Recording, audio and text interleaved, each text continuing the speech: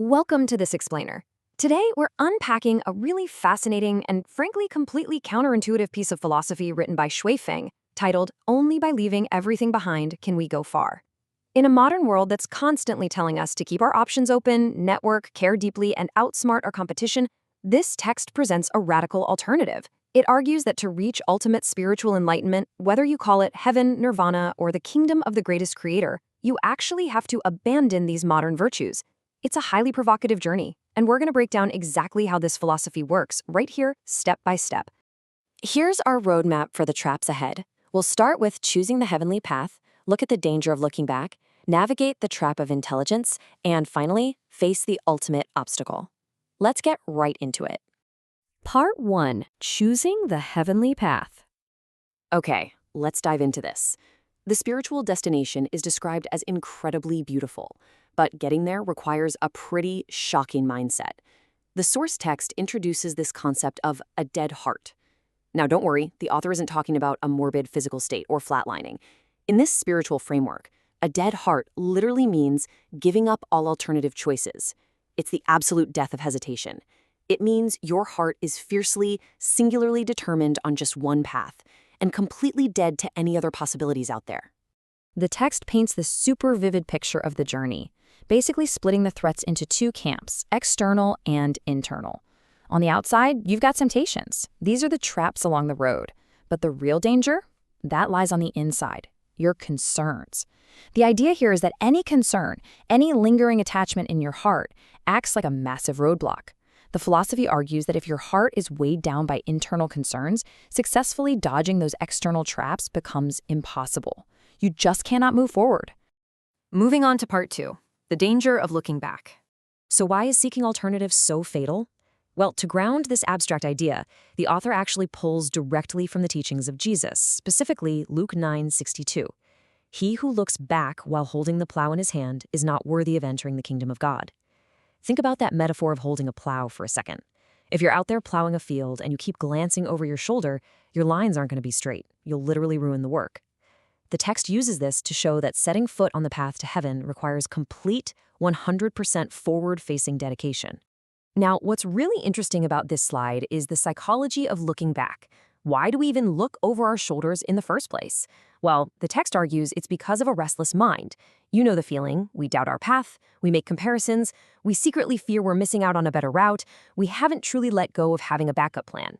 Now, totally opposite to this restless mind stands the determined heart, that dead heart we discussed earlier, which just moves in one direction with a single unyielding focus. All right, part 3, the trap of intelligence. Get ready to completely subvert everything you know about intellect. The text makes this fascinating and kind of wild assertion. On the road to heaven, the smarter you are and the more flexible your mind is, the easier it is for you to deviate and go completely astray. The author notes that many folks who've fallen away from the spiritual path were actually incredibly smart individuals. So in this worldview, being shrewd or clever, it's not an asset. It's actually a profound vulnerability. Let's move to the next concept and see how this builds. This vulnerability creates what we could call a chain of failure. The author lays out a very precise 3-step downward cascade. First, benefit fails intelligence. Second, intelligence fails the mind. And third, the mind fails nature. Okay, so what does that actually mean? Let's break down exactly how worldly cleverness cascades into spiritual failure. So the trap begins with benefit. Think money, status, reputation. The idea is that being blinded by these worldly benefits actually decreases your true intelligence. And this diminished state leads to worldly intelligence, which really just means becoming shrewd and carefully temporizing. But here's the catch. This shrewdness just makes the mind somber and heavy. Finally, we reach the mind itself. When your mind pays attention to absolutely everywhere, constantly galloping through time and space with worries and enthusiasm, it actively suppresses the core of who you are. It suppresses your divine nature. And that brilliantly illustrates the absolute crux of the problem.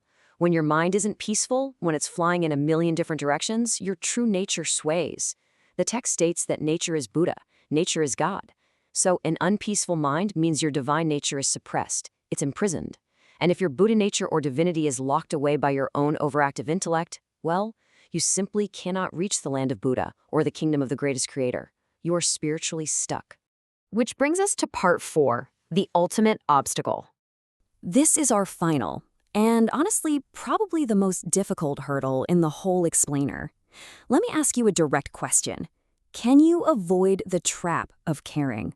I know, it sounds almost cruel, right? But to really grasp this philosophy, we have to look squarely at how the text views human attachment, love, and all the worries that inevitably tag along with them.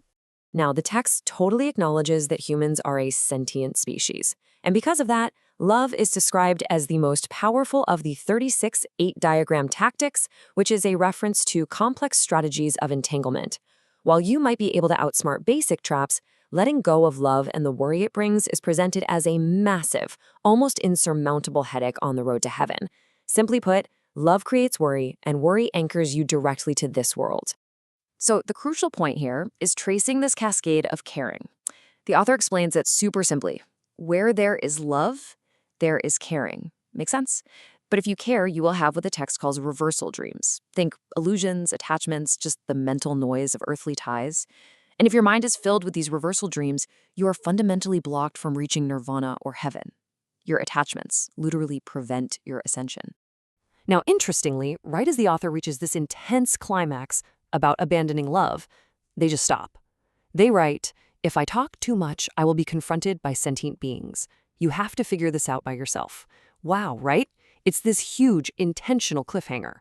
The author respectfully steps back and basically tells the reader, go study the teachings of Jesus Christ and Buddha Sakyamuni to resolve this final, monumental puzzle of letting go of human attachment for yourself. Ultimately, the text distills this massive philosophical journey into one very stark choice. If you want to go a long way, meaning you want to reach those ultimate spiritual heights, you absolutely must be determined. You have to have that dead heart that gives up all other worldly ideas. But if you just want to stay in the world and enjoy the present, well, then you need to be vigilant because, as we've seen, the world is completely full of traps. And that brings us to the end of our explainer. It's a philosophy that demands absolute, uncompromising surrender of the things we usually hold the absolute dearest: our options, our cleverness, and yes, even our earthly loves. So I'm going to leave you to examine your own attachments with one final, very provocative question drawn right from the text. If you truly want to go a long way, are you prepared to leave everything behind? Thanks for exploring this fascinating perspective with me today.